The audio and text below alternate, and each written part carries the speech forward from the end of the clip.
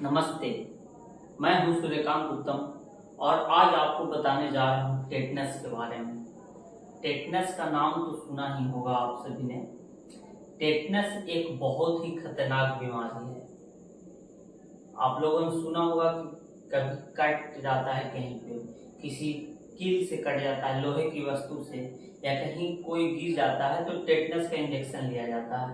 तो वही टेटनस के बीमारी के बारे में बताने वाला हूँ, क्योंकि टेटनस के बारे में लोग अभी जानते नहीं। तो वो अगर वैक्सीनेट नहीं कराए, टेटनस का सही इलाज नहीं कराया जाए तो कितना खतरनाक बीमारी है। तो आइए जानते हैं। आज का टॉपिक है टेटनस। टेटनस को हिंदी में हम लोग कहते हैं धनु स्तंभ। धनु स्तंभ मतलब धनु की तरह, धनुष की तरह हो जाने वाली एक बीमारी है। ये एक इन्फेक्शियस डिजीज है, यानी कि इन्फेक्शन से होने वाला एक बीमारी है, जिससे बॉडी की मसल्स कॉन्ट्रैक्ट हो जाती है। हमारे जो बॉडी है, इसका जो मांसपेशियां हैं, मसल्स होते हैं, वो कॉन्ट्रैक्ट होने लगती है, यानी कि सिकुड़ने लगता है। और इतनी अधिक कॉन्ट्रैक्ट होती है कि बॉडी पूरी तरह से मोड़ करके एक धनुष के आकार में हो जाती है। अगर आप इसका सही इलाज नहीं हो पाता है तो बॉडी इतना कॉन्ट्रैक्ट हो जाता है धीरे धीरे कि वो एक धनुष के आकार में हो जाता है। कॉन्ट्रैक्ट होकर के इस तरह बॉडी हो जाता है। तो सोचिए कि कितना ये खतरनाक बीमारी है। इसका अगर कारण की बात किया जाए तो क्लोस्ट्रीडियम टेटानी नामक एक जीवाणु है। समझ गए? क्लोस्ट्रीडियम टेटनाई एक प्रकार का बैक्टीरिया है, एक जीवाणु है, जो कहीं भी मिल जाता है, धूल कण में, या जो हमारे एटमॉस्फेयर में भी कभी कभी वो मिलता है, या फिर कोई भी जानवर है उसके मल में मिलता है। वो एक जीवाणु है। वो हम सभी को डायरेक्ट से बॉडी पे नहीं आती है, वहां पे कट लगता है, और कट में धूल के माध्यम से हम लोग अगर सपोज कहीं गिरते हैं या कोई व्यक्ति अगर कस के गाड़ी से गिरा तो ऑब्वियसली उसको शरीर में स्क्रैच आएगा तो ब्लड से वो कांटेक्ट करेगा डस्ट वहां से। तो उस डस्ट के माध्यम से हमारे बॉडी में ये क्लोस्ट्रीडियम टेटनाई जो बैक्टीरिया है वो हमारी बॉडी में इंटर कर जाता है। और वो इंटर करके ह्यूमन बॉडी के नर्व को अफेक्ट करता है। हमारे जो बॉडी है, हमारे नसों को धीरे धीरे हम अफेक्ट करता है। इसका साइन और सिम्टम की बात किया जाए तो लॉक जा मतलब होता है जबड़ा। अगर किसी व्यक्ति को टेटनस बीमारी अगर उसमें अफेक्ट कर गया है तो उसका कैसे पहचान करेंगे? स्टार्टिंग जो स्टेज होता है टेटनस बीमारी का, वो कैसे होता है? तो सबसे पहले हमारा जो जबड़ा है अभी पूरा खुलता है। ओके, ये पूरा जबड़ा खुलता है। वो जब टेटनस होगा तो ये जबड़ा कॉन्ट्रैक्ट करने लगेगा, पूरी तरह से नहीं खुलेगी। समझ गए? जब जो मसल्स होता है, जबड़ा का जो मसल्स होता है वो कॉन्ट्रैक्ट करने लगता है, सिकुड़ने लगता है। इससे क्या होता है कि जो मुंह का जबड़ा होता है वो पूरी तरह से खुल नहीं पाता। ये एक स्टार्टिंग स्टेज है टेटनस बीमारी का। पेशेंट पूरा तरह से, जब जबड़ा नहीं खुलेगा तो उसका दांत में प्रॉब्लम होगा। जबड़ा सब दांत धीरे धीरे कॉन्ट्रैक्ट करेगा अगर मसल्स, तो दांत उसमें से हो सके तो निकलने लगेगा, दांत सीधे जबड़ा से बाहर आने लगेगा।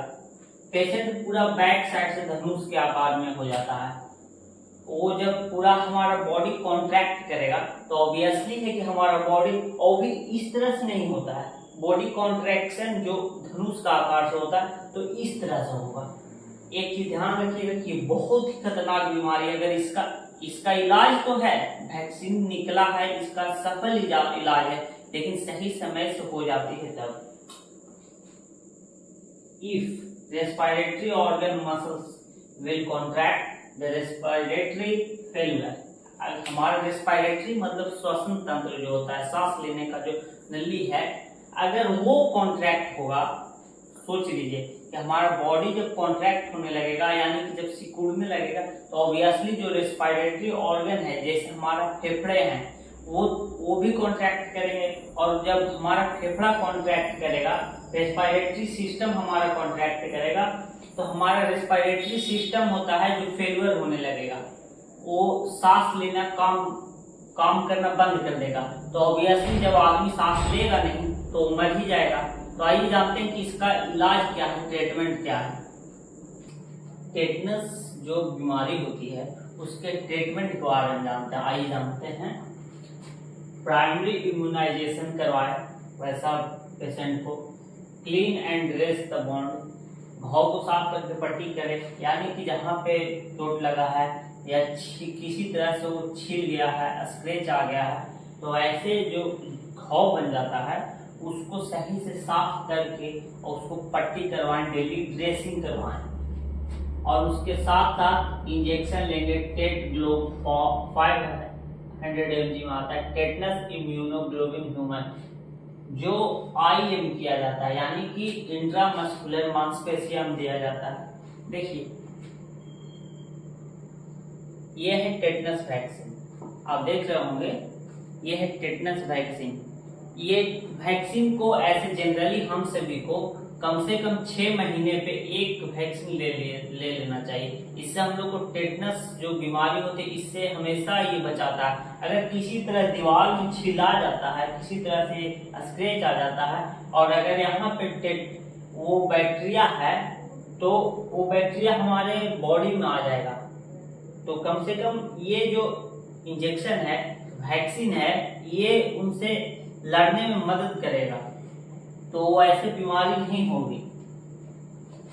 इंजेक्शन टेट ग्लो 500 टेटनस इम्यूनोग्लोबिन ह्यूमन, ये इंजेक्शन है, इसे हमसे मांसपेशियों में लेंगे और मसल्स रिलैक्सेशन है, यानी कि मसल अगर जो मांसपेशियां है वो कॉन्ट्रैक्ट कर जाता है, सिक्योर हो जाता है, तो उसे फिर से रिलैक्स करने हेतु एक इंजेक्शन होता है काल्म पोज, जिसका शॉर्ट नेम है डाइजेपम 10 mg, ये लगा सकते हैं। और इंजेक्शन रोबाक्सिन मिथोकार्बेनोल IV कर सकते हैं, यानी कि इस रोबाक्सिन इंजेक्शन को हम सभी IV इंट्रावेन में ये दे सकते हैं।